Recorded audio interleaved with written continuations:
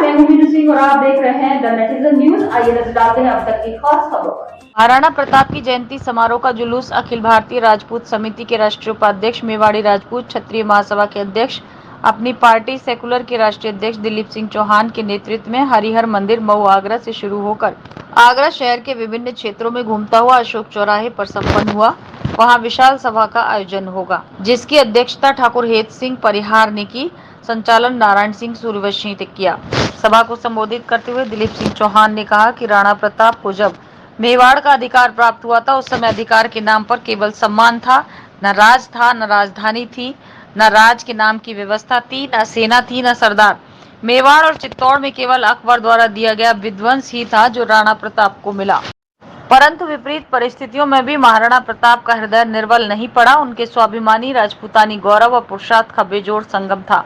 मेवाड़ चित्तौड़ को पराजित करने के बाद उदय सिंह के चले जाने से अकबर ने राजस्थान के एक एक राजपूत नरेश को अपने अधीन कर लिया। मालवा, आमेर, बीकानेर, बूंदी के राजा उनके प्रलोभन में आए ही नहीं, बल्कि उन्होंने अकबर की अधीनता न मानने वाली राजपूत राजाओं से लड़ाई भी की। राणा ने सबसे पहले सोने चांदी के बर्तनों में खाना छोड़ा। बर्तनों के स्थान पर वृक्षों पत्तों पर खाना शुरू किया। कोमल शैया के स्थान पर कठोर का उपयोग किया और अपने लिए नहीं, उन सभी राजपूतों के लिए लागू किए और निर्णय लिया कि जब तक हम मेवाड़ चित्तौड़ को स्वाधीन नहीं करा लेंगे, तब तक ये नियम लागू रहेगा। राणा प्रताप के विरुद्ध इन सभी राजपूत राजाओं ने अकबर का साथ दिया। राणा प्रताप को पतित समझकर उनके साथ संबंध तोड़ ही नहीं लिए, बल्कि दूसरे राजपूतों को भी उन्होंने कड़ाई से ये कहने के लिए प्रेरित किया। एक ऐसी अवस्था आई कि राजस्थान के उस समय सभी राजपूत राजा अकबर से भयभीत हो चुके थे। उन्होंने अकबर की अधीनता स्वीकार कर अपने आप को बचा लिया।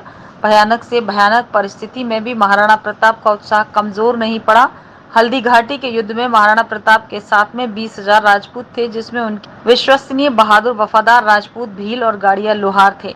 बाकी अकबर की सेना में 1 लाख लोग थे, जिसमें 80,000 दूसरे ही राजपूत थे। महाराणा प्रताप का युद्ध अकबर से कभी हुआ ही नहीं। उसका अवसरवादी राजपूतों से युद्ध हुआ। अकबर तो डर की वजह से युद्ध के मैदान में आया ही नहीं।